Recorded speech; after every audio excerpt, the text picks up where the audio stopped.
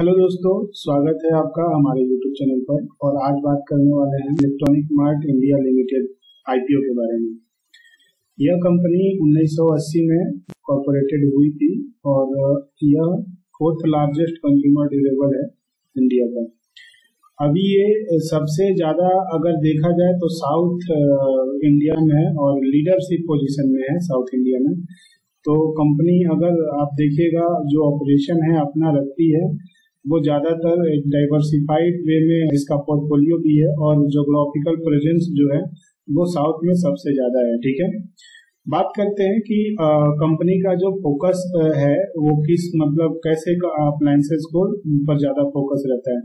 तो आप यहाँ पर देखिए एयर कंडीशन, फिर से आपका टेलीविजन हो गया, फिर वॉशिंग मशीन हो गया, ठीक है, और रेफ्रिजरेटर हो गया। ठीक है, ये अगर देखिएगा तो ये बड़े बड़े अप्लायंसेस होते हैं। अगर इलेक्ट्रॉनिक का नॉलेज हो आपको तो आप समझ सकते हैं कि एक तरह से वेल नोन कंपनी और ये बड़े बड़े अप्लायंसेस को ज़्यादा लार्ज अप्लायंसेस को फोकस है, कुछ स्मॉल अप्लायंसेस पर भी फोकस है, मोबाइल्स में भी ऑपरेट करती है। ठीक है, तो एक तरह से ये कह सकते हैं कि ये डाइवर्सिफाइड तरीके से ऑपरेट करती है।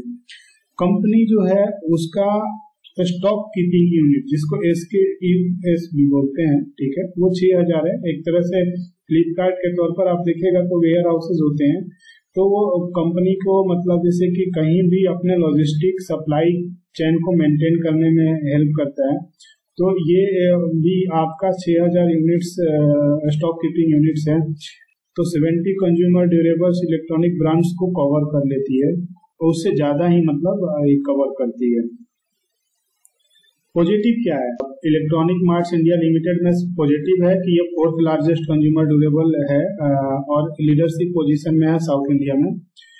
दूसरा पॉजिटिव ये है कि कंसिस्टेंट ट्रैक रिकॉर्ड है इसका ग्रोथ और लीडिंग प्रॉफिटेबिलिटी का इंडस्ट्री में। और तीसरा इसका पॉजिटिव ये है कि इसका मार्केट प्रेजेंस और ज्योग्राफी जो है वो क्लस्टर बेस एक्सपेंड कर रहा है। ठीक है, जैसे कि एक्सपेंशन में कंटिन्यू चल रहा है इसका, और ये ई कॉमर्स सेक्टर में भी अपना प्रेजेंस बहुत तेजी से स्प्रेड कर रही है। इन्वेस्टमेंट कंसर्न क्या बनेंगे? इन्वेस्टमेंट थोड़ा जो निगेटिव या देखने वाली चीजें जो है इसमें हाई ज्योग्राफिक कंसंट्रेशन रिस्क रहता है, जिसमें अगर मान लीजिए कि अगर ज्यादा दूर में फैली हुई कंपनी है तो कंसंट्रेशन का रिस्क, जैसे कि ऑपरेट कैसे होगा, क्या रहेगा उसका कंज्यूमर बिहेवियर, ठीक है, ये सब कुछ देखना होता है। ठीक है, तो ये पहला पॉइंट है। दूसरा पॉइंट आपका ये रहेगा कि ऑनलाइन रिटेलर्स जो है वो ज्यादा कंपटीशन दे रहे हैं कंपनी को, तो वहां से भी एक तरह से हाई कंपटीशन रहेगा। और तीसरा पॉइंट आपका ये है कि हाई डिपेंडेंसी जो कंपनी का है वो कुछ लिमिटेड ब्रांड्स पर ही है फोकस है, तो ये भी एक तरह से इसका एक छोटा मोटा वीक पॉइंट बनता है। लेकिन अगर आउटलुक एंड वैल्यूएशन को बात करते हैं तो आउटलुक और वैल्यूएशन पर अगर देखा जाए तो कंपनी का एक ही पीयर है आदित्य विजन लिमिटेड, और उससे अगर कंपैरिजन किया जाए तो कंपनी बहुत ही रीजनेबल वैल्यूएशन मांग रही है अभी अपने आईपीओ के द्वारा। तो आपको हम यहाँ से सब्सक्राइब रेटिंग देते हैं यहाँ पर। और कुछ डिटेल हम देखने जाएंगे, जैसे कि कुछ रेशियोज भी देख लेंगे और आपका सेल्स वैल्यू भी देखते हैं। तो देखते हैं, देखिए नेट सेल्स जो है वो भी आपका इंक्रीजिंग है, ठीक है, और उसके बाद आपका नेट प्रॉफिट भी है तो वो भी इंक्रीज कर रहा है ईयर ऑन ईयर। आप 21 का छोड़ दें, 21 का इसलिए छोड़ दें क्योंकि रेट इंक्रीज के कारण सभी कंपनियों के बैलेंस शीट पर एक असर था। ठीक है, और price to earning ratio, price to book value, return on equity, return on capital employed, ठीक है, ये सब कुछ आप अगर देखिएगा तो कहीं भी कोई भी दिक्कत देखने को नहीं मिल रहा है। और यहाँ पर अगर देखें तो प्राइस टू अर्निंग में भी देखिएगा तो कंपैरिजन आप अगर इसके पीयर से करते हैं तो यह रीजनेबल ही वैल्यूएशन लगता है। ठीक है, और ये सब डिटेल के लिए आप कंपनी के RHP को भी फॉलो करें, तो वहां से और भी आपको ज्यादा डिटेल देखने को मिलेंगे। अब इशू के बारे में बात कर लेते हैं। सब्सक्राइब का तो रेटिंग हमारा है ही, ठीक है, ये 4 तारीख को ओपन हो जाएगा और आपका 7 तारीख को क्लोज हो जाएगा। ठीक है, तो 4 तारीख से लेकर 7 तारीख तक आप अप्लाई कर सकते हैं, जिसका फेस वैल्यू है 10 रुपए का।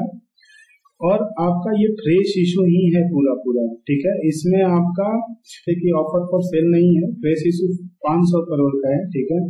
और इसमें आपका जो 500 करोड़ का जो इशू है, जो प्राइस बैंड रखा गया है वो 56 से 59 के बीच में रखा गया है, मतलब कट ऑफ प्राइस होगा 59 का। लॉट साइज है 254 का, मतलब जैसे कि एक लॉट में मिनिमम मतलब लॉट जैसे क्वांटिटी होगा 254 शेयर्स अप्लाई करेंगे, उसका मल्टीपल अप्लाई करेंगे। एक एस्टिमेट है जो कि मतलब पोस्ट इशू जो मतलब मार्केट कैप होगा, इसका मार्केट कैपिटलाइजेशन जो होगा ये आपका 2180 करोड़ से लेके 2270 करोड़ के बीच में होगा, ठीक है। अभी प्रोमोटर का ही पूरा ये है प्री इशू 99.99% इसका एलोकेशन है, मतलब होल्डिंग का अगर देखा जाए तो। लेकिन पोस्ट इशू इसका जो एलोकेशन होगा उसको देख लेते हैं।